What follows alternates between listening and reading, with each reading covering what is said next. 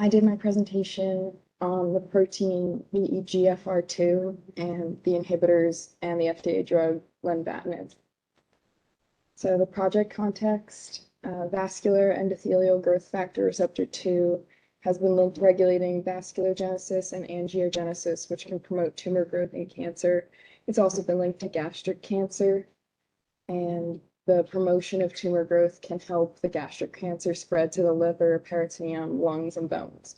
And then that picture is the 3D structure of the protein. Project description and objectives were to determine if any of the 5 compounds with the top docking scores are the best inhibitor of VEGFR2 using a kinase inhibition assay. Maestro was used to run a high throughput virtual screening for the protein, and the top 5 hits were Vemurafenib, Larotrectinib, Cladribine, Polydatin, and Trazodone. And the docking scores for each of those are from the most negative to the least negative across. The approach and methods, we started with a database search using the protein data bank, PDB-SUM, UniProt database, and mechanism and catalytic site atlas. Then the structural properties were analyzed using the information that was gained from the database searches, and it looked at the amino acid residues, secondary structures. Then homology modeling was done to look at the active sites and the potential ligand interactions.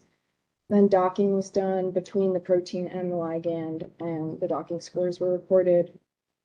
Then the high throughput virtual screening was used to filter out the compounds that bind to the target protein. And finally, a kinase inhibition assay will be done to measure luminescence of each compound and compare it to the FDA-approved drug Lenvatinib, and the IC50s would be determined. The originality and innovative aspects are that we're testing the top 5 compounds that were found through the HTVS to see if they have better docking or better inhibition for the target protein than the FDA-approved drug. And the docking score of Lenvatinib is negative 12.121. The structures can also be compared to see if there's any similarities between them. The research plan and expected results. Each drug is going to be run separately with the target protein. You're going to need a positive control, blank control, and 3 samples of each drug with varying concentrations. The expected results would be that Vemurafenib should have the highest amount of luminescence since it has the most negative docking score when binding to the VEGFR2, and then it would also have the lowest IC50. So it would be the most potent at the lowest concentration.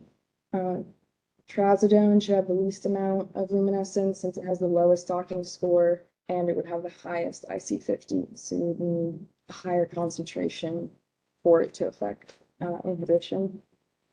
Lenvatinib should have the most luminescence since overall, even with compared to the 5 compounds, it still had the best docking score. And the structures of each compound will be compared to Lenvatinib to see if there's any similar features that would suggest that it's going to have similar interactions with the protein. And Vemurafenib has the most structural similarity to Lenvatinib. And that's it. Okay, so almost perfect. This is definitely A. Okay, and you can still improve even though.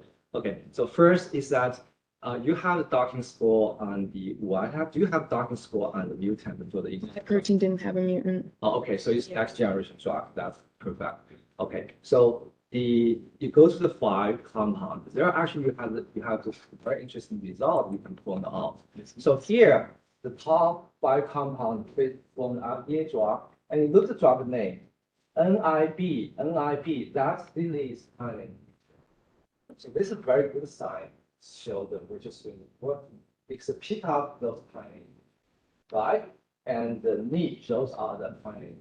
So this is definitely can point out this docking score actually pull out the timing picture. Okay, good.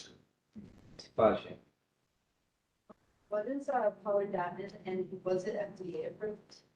It's the only one of the 5 that's not FDA approved. And it's just a natural compound that comes from bark, I think it was, and it has like anti-cancer properties.